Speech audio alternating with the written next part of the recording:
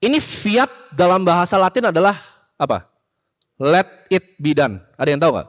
Uang kertas itu adalah uang fiat dalam bahasa Latin, jadi aja. Maksudnya apa?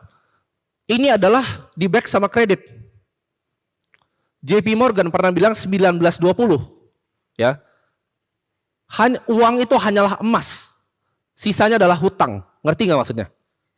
Ada yang tahu nggak? Kertas ini gue nggak bisa contohin pakai rupiah, nanti gue masuk bui. Ini gue contohin pakai dolar. Dolar ini di print pakai apa? Ada di situ, tulisannya di situ. Dolar di print pakai apa? Jadi kalian berpikir kritis nih. Ini sekolah nggak pernah ngajarin. Oh kalian terima uang ya? Iya uangnya tabung ya, tabung di celengan ya sampai miskin. Uang itu apa sebenarnya? Kepercayaan. Jadi kalau nggak ada kepercayaan, uang apa? Apa yang terjadi? Nggak ada artinya. Uang adalah basisnya satu, sebagai legal tender. Titik. Ada yang tahu nggak? Rupiah itu reserve-nya berupa apa? Dolar. Salah, itu cadangan devisa. Rupiah reserve-nya apa? Jawabannya nggak ada rupiah lagi. Ya. Yang kalian lihat cadangan devisa 10% dari GDP, itu isinya apa? Dolar, Japanese yen, Chinese yuan. Itu basket doang, yang kecil dibanding peredaran rupiah. Rupiah itu cuma di back sama rupiah. Next. Nah, ini kalian bingung kan? Gimana caranya bisa bikin uang dari langit? Ini gue ajarin kalian. Kalau kalian ngerti sistem ini, ya, ini adalah sistem yang mungkin banyak dari kalian nggak ngerti di sini. Ini kenapa orang-orang di bank itu sangat amat kaya. Ini gue kasih tahu cara bikin uang dari langit. Budi yang paling kiri. Budi punya uang 100 juta. Budi taruh di bank uangnya. Bank itu di Indonesia, fractional reserve di Indonesia, kalian cari. Itu angkanya bukan 10%, salah ya bilang 10%. Angkanya adalah 5. Ya kan? Kalian diajarin fractional reserve putarannya 10 kali kan? 7 sampai 10. Putarannya lebih dari 10. Gua akan tunjukin di sini. 10 juta, bank simpen cuma 5 juta. Bayangin. Kalian taruh 100 juta nih, di bank manapun, dia cuma pegang 5 juta uang kalian. Jadi kalau kita rame-rame tarik semua uang kita nih sini, ya kalau kita mah nggak berpengaruh tuh. Kita ngomong ke semua orang tarik uang di bank, apa yang terjadi? Bangkrut. Dia nggak punya uangnya. Ya, dia buat dari langit uangnya. 5 juta taruh bank. 95 juta dihutangin ke orang dapat bunga dia. Dihutangin ke misalnya tadi Budi ya 100 juta. Dihutangin ke Agus.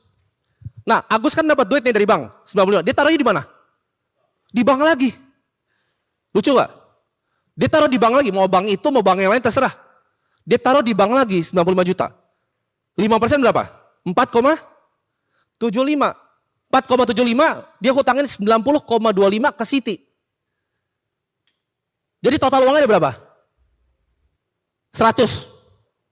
Lu masukin, Agus cuma 100 nih. Total uangnya berapa? Tambahin semuanya. 295 juta.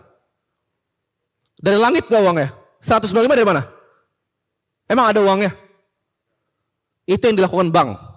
Lu mau buku 4, buku 3, buku 2, buku 1 sama semua kayak ini. Ya. Sampai bank kecil, bank syariah semua sama kayak gini. Fractional reserve system. Next.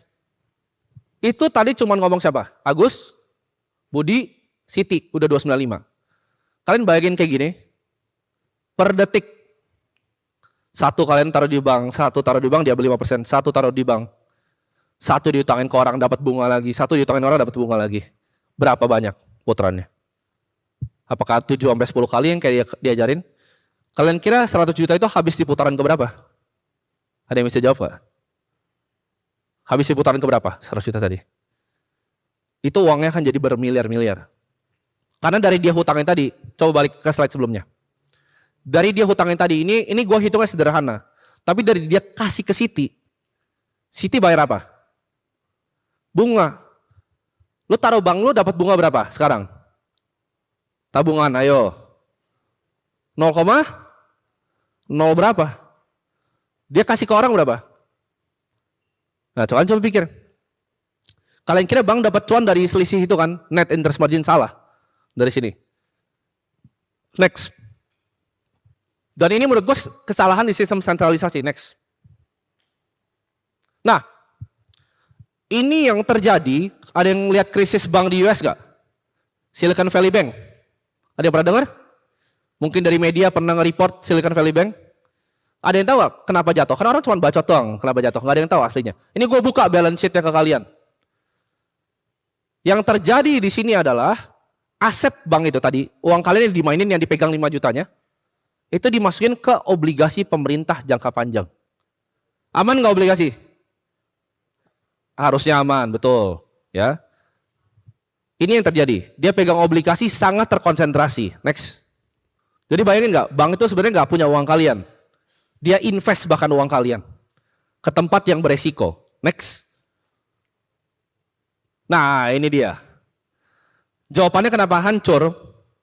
Yang bunuh Bank First Republic, Silicon Valley Bank, Silvergate Bank adalah bank sentralnya sendiri atau the Federal Reserve System. Gimana cara dia bunuhnya? Ini kenaikan suku bunga tertinggi dalam sejarah US. Ya, dari 1992 suku bunga nggak pernah naik setinggi ini.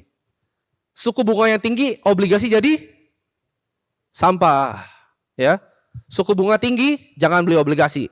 Itu investment 101. Dan bank yang pegang banyak obligasi, begitu suku bunga dihajar, apa yang terjadi? Kenapa kolaps? Dia rugi kan? Obligasinya terlalu besar, dia rugi. Pakai uang 5 juta dia rugi. Dan orang yang punya 100 Agus tadi, tarik semua uangnya. Begitu Agus, Budi, Siti, dan semua tadi yang ratusan kali itu tarik duitnya, apa yang terjadi? Uangnya ada nggak? Nggak ada, orang cuma 5%. Jatuhlah banknya, 1. Ya, next. Jadi kalian percaya, taruh uang di bank itu aman? Aman nggak sekarang? Silicon Valley Bank kalau kalian bilang bangkrut, kalian diketawain loh. Gue bilang Credit Suisse, bank paling besar di Swiss, bangkrut. Gue bilang tahun lalu. Gue diketawain sama semua orang di Indonesia.